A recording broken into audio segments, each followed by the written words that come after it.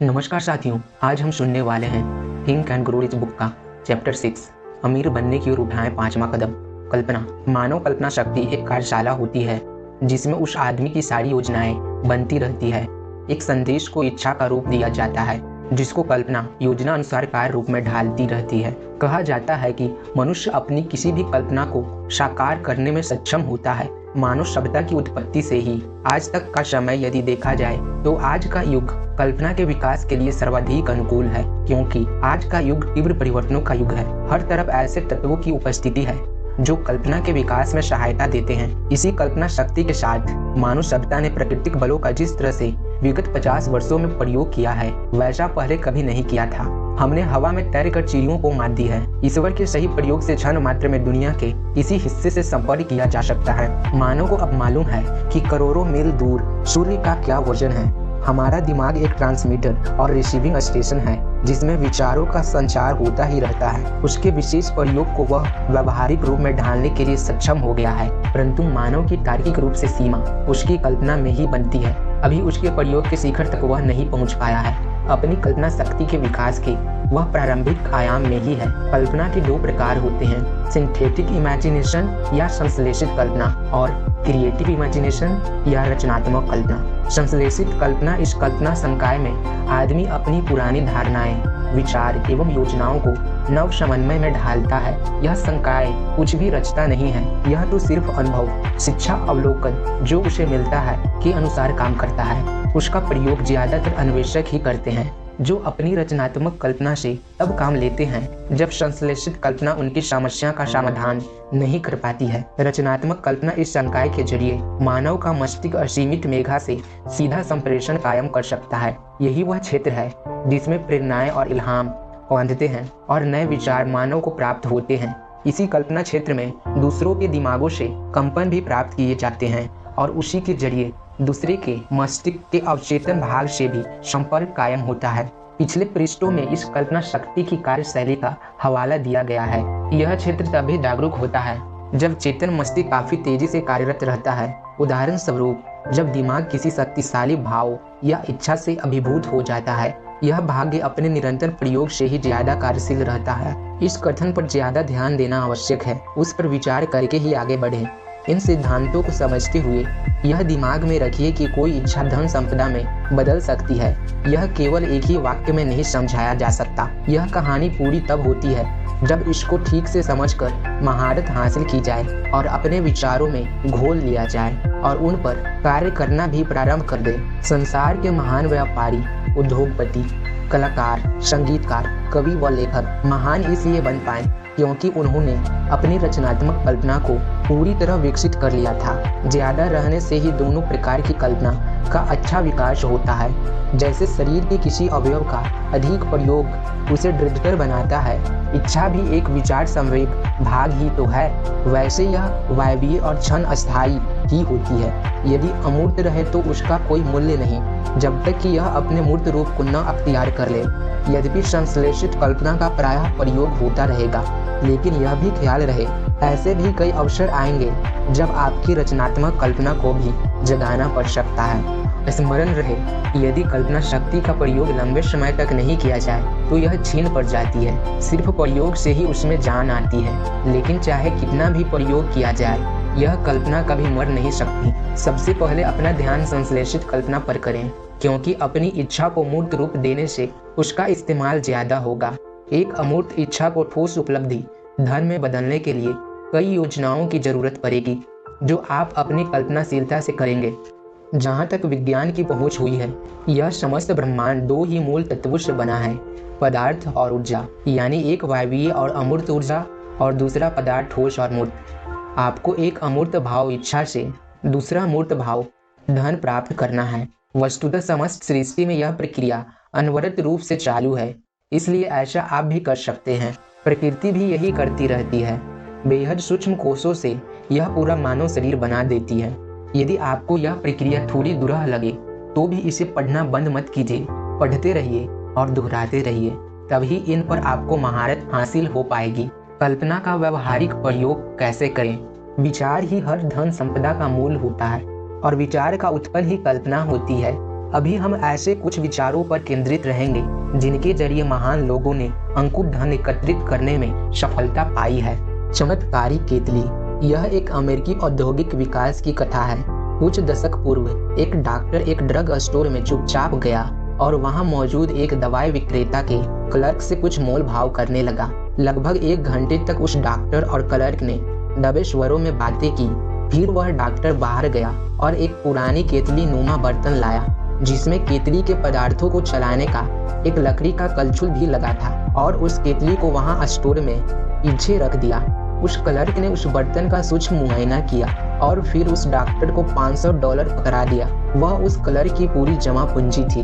Doctor ने अपनी जेब से एक कागज निकाला जिस पर एक गोपनीय फार्मूला लिखा था जिसकी कीमत कदाचित एक राज्य के बराबर थी, लेकिन डॉक्टर को उसकी कीमत मालूम नहीं थी। वह तो उस क्लर्क को ही पता था। डॉक्टर तो खुश था कि एक पुराना बर्तन केतली $500 में बेच दी। क्लर्क ने जरूर पूरे जीवन की पूंजी दांव पर लगाई थी। उसे क्या मालूम था कि उसके हाथ में अलादीन का चिराग लग गया है। क्लर्क ने क्या कमाया? एक आइडिया। यह कोई अरेबियन नाइट्स कथा नहीं, वरन एक हकीकत है। उस क्लर्क को डॉक्टर से जो फार्मूला मिला उससे उसने एक ऐसा पेय निकाला जिसने सारी दुनिया में धूम मचा रखी है। वह पेय था कोका कोला। कोका नामक पदार्थ से बना यह पेय दक्षिणी अमेरिका के एक साधारण से कस्बे को विश्व के नक्शे पर ले आया। आज यह कंपनी करोड़ों लोगों को रोजगार देती है और अरबों की प्यास बुझाती है। उस पूरे प्रकरण की शुरुआत एक आइडिया से हुई जो उस साधारण से क्लर्क के मन में कौंधा था। इससे जार को मूर्त करने का काम डॉक्टर की सहायता से हुआ और आज वह कोका कोला कंपनी सभी पेय पदार्थों पर कई दशकों से राज कर रही है। एक बार यह पेय बन गया तो प्रचार तंत्र के जरिए सारे विश्व में व्याप्त हो गया। क्या पता आपके पास भी ऐसा कोई विचार हो जो चमत्कारिक ढंग से सदियों तक आपको अरबपति बनाए रखे। मैं क्या करूँगा यदि मेरे पास $1 मिलियन आ जाए। यह रोचक कथा भी उसी पुरानी कहावत को चरितार्थ करती है, जहाँ चाह है वहाँ राह है। यह कथा एक शिक्षाविद एवं पादरी स्वर्गीय फ्रैंक डब्ल्यू गोन्साल्स की है। उन्होंने अपने काम की शुरुआत दक्षिणी शिकागो के एक बार से की थी। जब वह कॉलेज में थे तभी उन्हें वहाँ की शिक्षा प्रणाली काफ़ी दोषपूर्ण प्रतीत हो रही थी। वह कल्पना करते थे कि यदि वह किसी कॉलेज के प्रमुख हो जाएं तो उनको सुधार सकते थे। उनकी दिलचस्पी थी कि किसी ऐसे संस्थान के प्रमुख हो जाएं जहां करो और सीखो वाली पद्धति अपनाई जाती है। उन्होंने मन ही मन एक योजना बनाई कि कैसे यदि उनके पास $10 लाख आ जाए तो वह उसके परंपरागत तरीकों को त्याग कर एक नई शिक्षा पद्धति से उसे चलाएंगे। पर सवाल यह था कि उनको $10 लाख कहाँ से और कैसे प्राप्त हो पाएंगे। उसी उधेड़ बुन में वह दिन रात लगे रहते और सोते जागते इसी बारे में सोचते रहते थे। एक दिन शनिवार के अपराह्न में उन्हें एक विचार आया। हालांकि 2 साल से वे इस प्रश्न पर विचार कर रहे थे, परंतु उस दिन अचानक उन्हें लगा कि यह काम असंभव नहीं है। उन्हें लगा कि $10 लाख मैं 1 हफ्ते में जोड़ दूंगा। मेरे सामने एक स्पष्ट इच्छा थी जो एक विचार से पैदा हुई और सामने एक स्पष्ट योजना भी साकार होने लगी। मैंने सारे अखबारों को सूचित किया कि कल की सुबह मैं एक उपदेश दूंगा जिसका शीर्षक होगा यदि मेरे पास $10 लाख आ गए तो मैं क्या करूंगा। और मैं उस उपदेश की तैयारी में जी जान से जुट गया। मुझे इतना पक्का विश्वास था कि यह धनराशि मैं कमा लूंगा, क्योंकि मुझे लग रहा था कि मानो यह रकम मेरे पास आ गई है। मैंने अपना उपदेश पूरी अच्छी तरह एक कागज पर लिख लिया और देर रात जब मैंने सोने गया तो काफी संतुष्ट था। सुबह मैं तैयार हुआ, उस कागज को फिर पढ़ा और निष्पक्ष रूप से सोचा कि कैसे यह श्रोताओं को प्रभावित करेगा। फिर मैं उस मीटिंग के लिए चला गया।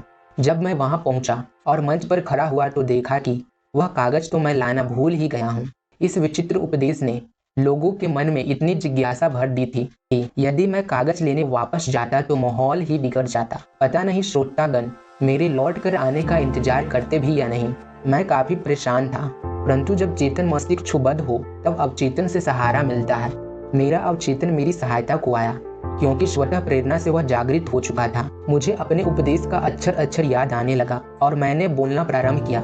मुझे लगा कि मैं उस समय श्रोताओं को नहीं, ईश्वर को संबोधित कर रहा हूँ। मैंने अपनी शिक्षा योजना पूरे विस्तार सहित लोगों के सामने रखी कि कैसे वह पद्धति न सिर्फ विद्यार्थियों को शिक्षा देगी वरन उन्हें व्यवहारिक ज्ञान में भी निष्पात करेगी। मैं काफी देर तक बोलता रहा। जब मैं भाषण खत्म कर अपनी कुर्सी पर बैठा तो श्रोतागण मौन ही रहे। परंतु कुछ मिनट पश्चात पीछे की तीसरी कतार से एक आदमी चलकर मेरे पास आया और मुझसे हाथ मिलाकर बोला, फादर, आपका भाषण मुझे अच्छा लगा। मुझे विश्वास है कि आप वह सब कुछ कर सकेंगे जिसका आपने दावा किया है। यह साबित करने के लिए कि मुझे आपके विश्वास पर विश्वास है, मैं आपको $10 लाख देता हूँ। मेरा नाम फिलिप डी आर्मर है। कल सुबह मेरे ऑफिस में आकर यह रकम ले लीजिए और इस रकम से मशहूर आर्मर इंस्टीट्यूट ऑफ टेक्नोलॉजी की स्थापना हुई। इतना पैसा तो शायद ही किसी पादरी ने इतनी कम अवधि में जोड़ा होगा। उनके मन में आए विचारों ने एक इच्छा पैदा की जिसने स्वतः प्रेरणा द्वारा उनके अवचेतन को जागृत कर एक योजना बनाई और उनके अटूट विश्वास ने उसे कार्यान्वित किया। इस बात पर गौर करें, उस पादरी के पक्के निर्णय के मात्र 24 घंटे में ही यह इच्छा वास्तविक रूप ले चुकी थी, क्योंकि उसके पास एक निश्चित योजना थी। गुनसाल्स के साथ यह कोई अनोखी या अनूठी घटना नहीं हुई थी। यदि पक्का विश्वास, स्पष्ट योजना, तीव्र इच्छा के पीछे हो तो आप भी ऐसा कर सकते हैं। यदि आप उन्हीं में से हैं जो सोचते हैं कि मेहनत और ईमानदारी से ही धन प्राप्त हो सकता है, तो इस धारणा से मुक्ति पालें। यह सच नहीं है। बड़ी मात्रा में धन संपदा कभी कड़ी मेहनत से नहीं मिलती। इसके लिए स्पष्ट इरादा, तीव्र इच्छा, पक्का विश्वास होना चाहिए। एक प्रकाशक का ही उदाहरण ले। उसकी एक भी पुस्तक बिक ही नहीं पा रही थी। उसने मार्केट में जाकर शोध किया तो मालूम पड़ा कि रीडर्स ज्यादातर किताबों के शीर्षक देखकर ही उसे खरीदते हैं। अंदर का कथा या सामग्री बाद में सामने आती है। उसने उस किताब की सामग्री बगैर बदले उसका एक नया बॉक्स ऑफिस वैल्यू वाला शीर्षक दे दिया। पुरानी किताब का शांत कवर हटाकर उसे नया कवर और एक चटकीला नाम दे दिया। वही किताब खूब बिकी। सीधी बात थी कि उसको एक विचार सूझा कि अपनी कल्पना शक्ति से जिसका उसने लाभ उठाया, इन विचारों का कोई सार्वजनिक या निश्चित मूल्य नहीं होता। यह तो देखने वालों की क्षमता पर ही निर्भर करता है। बहुत से लोग स्वयं कोई चमत्कारिक विचार नहीं सोच पाते, परंतु उनमें यह योग्यता होती है कि दूसरों के ऐसे विचारों को पहचान कर उन्हें अपना लें। यह कोई जरूरी नहीं कि आपको जाने पहचाने क्षेत्र में ही सफलता मिलेगी। एंड्रूज कार्नेगी का ही मामला लें। उन्होंने स्वयं मुझे बताया था कि उन्हें स्टील व्यापार के बारे में कुछ भी ज्ञात नहीं था, परंतु उन्हें इसी पुस्तक में वर्णित 2 सिद्धांतों का पूरा ज्ञान था और उन्होंने स्टील से अरबों कमाए थे। वस्तुतः हर क्षेत्र में बड़ी सफलता तभी सामने आती है जब किसी नव विचारक का सृजन करता और उस विचार का वाहक एक दूसरे को पहचान कर हाथ मिला लेता है। कार्नेगी का काम करने का तरीका यही था। वे ज्यादातर उन्हीं आदमियों को अपने साथ काम में लेते थे जो वह सब कुछ जानते थे, जो कार्नेगी को स्वयं मालूम नहीं था। हजारों लाखों लोग इसी कारण अपना टैलेंट नहीं दिखा पाते, क्योंकि उन्हें ब्रेक नहीं मिलता। यह ठीक है कि ब्रेक भाग्य से ही प्राप्त होता है, पर सफल होने के लिए भाग्यशाली होना आवश्यक नहीं। यदि लगन हो, स्पष्ट विचार और योजना हो, तो आप अपना लक्ष्य प्राप्त कर सकते हैं। ब्रेक से इसे शीघ्रता से प्राप्त कर लेते हैं, क्योंकि तब अनंत मेघा से आपके संपर्क जुड़ जाते हैं। अनंत मेघा से संपर्क भी तभी जुड़ता है जब आपकी ज्वलंत इच्छा एक जुनूनी सीमा तक पहुंच गई होती है। मैं 25 वर्ष तक अपनी इस साधना में जुड़ा रहा, तब कहीं जाकर मुझे ब्रेक मिल पाया। मेरा वह ब्रेक था मेरा सौभाग्य जब मुझे श्री एंड्रूज कार्नेगी का साथ एवं सहयोग प्राप्त हुआ। उस समय श्री कार्नेगी ने मेरे दिमाग में वह विचार भर दिया कि किस प्रकार एक स्पष्ट विचार सफलता की सीढ़ियां चढ़ सकती है। हजारों लोगों ने इससे फायदा उठाया, यानी मेरे 25 वर्ष के शोध से कई लोग करोड़पति बने हैं। यह ठीक है कि वह भाग्यशाली ब्रेक मुझे श्री कार्नेगी की सहायता से ही प्राप्त हुआ, पर मेरी दृढ़ प्रतिज्ञा, उद्देश्य की स्पष्टता एवं अपना लक्ष्य पाने की लालसा के बारे में भी तो सोचिए, जिसके कारण मैं 25 वर्ष तक लगन से जुटा रहा। यही है ज्वलंत इच्छा को एक जुनूनी दीवानापन बना देना। जब यह विचार सर्वप्रथम मेरे दिमाग में भरा गया था, तो उसे मेरे सतत प्रयास ही पालते पोषते रहे थे। विचार अमूर्त होते हैं, परंतु सही वातावरण में वे अपने जनक मस्तिष्क से भी ज्यादा ताकतवर हो जाते हैं। ईसाइयत को ही देखें। क्राइस्ट के दिमाग में मात्र एक विचार आया था और उनके धर्म का आधार है, तुम वह करो दूसरों के लिए जो तुम चाहते हो कि दूसरे तुम्हारे लिए करें। यद्यपि क्राइस्ट तो अब नहीं है, पर उनका विचार आज भी उन्नतिशील है। पिछले 2000 वर्षों में यह लगातार विकसित हो रहा है। अपने विचार को भी थोड़ा और समय दें। सफलता का कोई स्पष्टीकरण नहीं चाहिए और असफलता में कोई बहाने की अनुमति नहीं।